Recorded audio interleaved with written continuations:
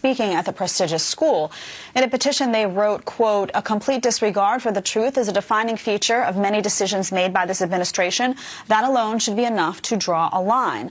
But not all students agree with their demands. Our next guest says they are unfair. Here to discuss, correspondent for campusreform.org and Harvard University student Carter Estes. Carter, welcome to the show. So my understanding is that there was a little bit of division on campus and not everyone jumped on board with the petition. Can you talk a little bit about that for us? Yeah, thank you so much for having me. So at the Kennedy School, they tried to pass a petition that was going to limit and restrict the Trump administration from coming on campus to speak, be faculty, or be fellows. And myself and the HKS GOP, we pushed back on it.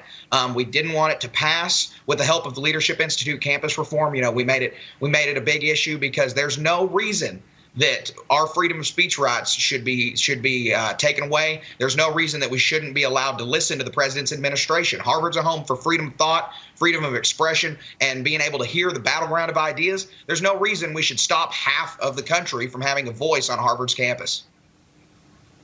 Yeah, as all universities should be. My question is, though, was the petition modified in some way? Because it seems to me that at first it started out with this outside ban, this outright ban of administration officials, people who had been affiliated with the Trump administration. And then now it looks like the university changed that to some sort of language of, well, we need to hold them accountable first, whatever that means. Do you know anything about that change or what holding them accountable means? Absolutely. So it was a student-led effort. Started at the Graduate School of Arts and Sciences, and then the progressives there realized that this ban isn't gonna fly even through the Democrats and the liberal center-left people there. So they had to pull it back a little bit and say that it's going to have restrictions for stopping of democratic principles. When that's really ironic because freedom of speech is a democratic principle, and they're trying to trample all over that democratic principle just to stop the Trump administration from doing the same thing when they have no idea what's going on, and they're just trying to limit and censor conservatives on campus.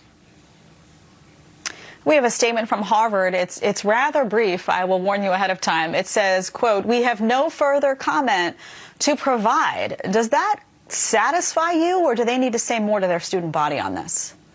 No, we'd absolutely like to hear from the administration. I want to know if this is going to go into effect. The letter didn't pass the Harvard Kennedy School, but I know some student governments passed it. And after all of the Harvard student governments sign on, I know they're going to be sending it to the administrations of those individual schools and the administration of the whole university. Our education's already limited. We're already on Zoom right now taking classes, and that's because of the virus. I don't blame that on Harvard, but if I'm taking Harvard University, White Deer, Texas campus, then I don't want my learning opportunities limited even more just because they disagree with what the president has to say.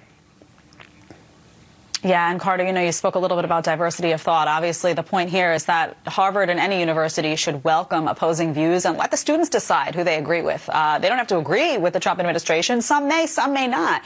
But that's not the purpose of education. It's to provide that free forum for thought and exchange of ideas. Thank you so much for being here. You're brave to speak out. Thank you. Still ahead, AOC has a plan to get coronavirus under control. Just pay people to stay home.